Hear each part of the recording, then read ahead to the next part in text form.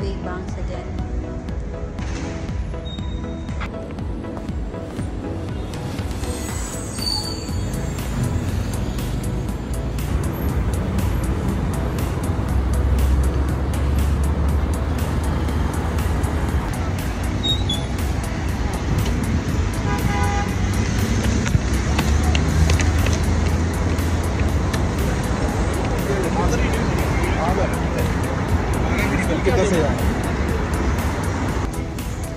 Sa totoo lang guys, nagdadalawang isip ako kung dapat ba talaga akong magpa-black hair or magpa-brown na lang ulit.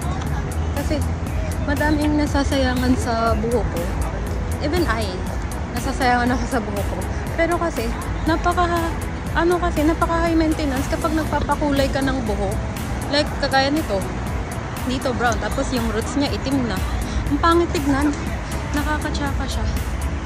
So, kaya gusto ko ulit magpa-black kasi nga wala, para maging healthy na din yung buhok ko. Kasi parang ang dry-dry niya na ganito yung kulay.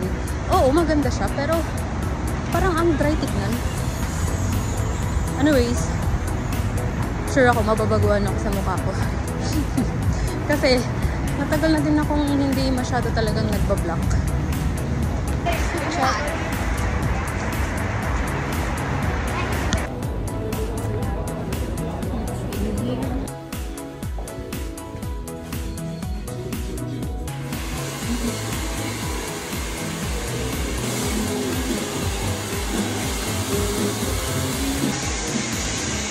Okay, let's begin.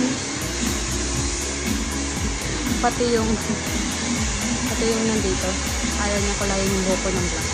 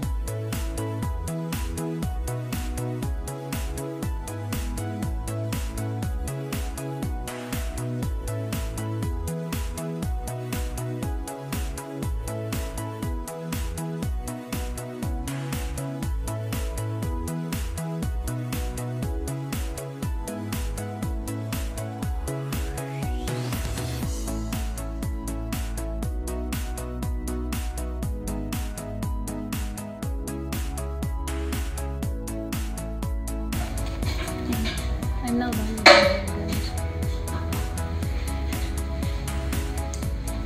Korean style.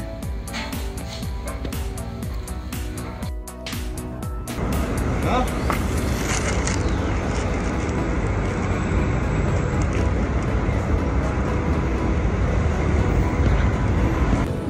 Pero ngayon sa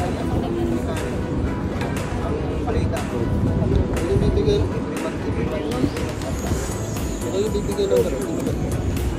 kita na 1,500 yung pwede yung additional allowance